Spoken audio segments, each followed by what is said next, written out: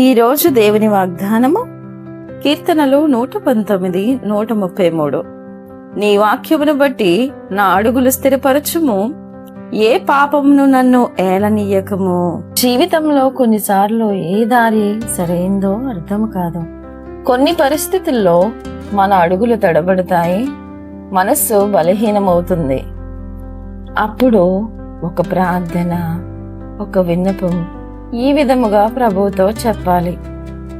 నీ వాక్యమును బట్టి నా అడుగులు స్థిరపరచుము. ఎందుకంటే దేవుని వాక్యం మన అడుగులకు మార్గదర్శకం.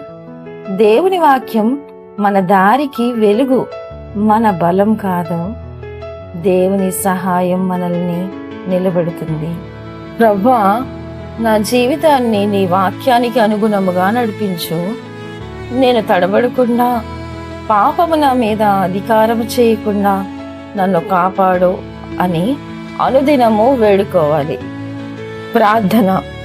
పరలోకమందున్న మా తండ్రి, నీ వాక్యములో నన్ను స్థిరపరచు.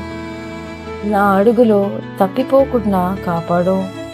ఏ పాపమును నన్ను ఏలనీయకము. యేసు నామములో అడుగుచున్నాము తండ్రి.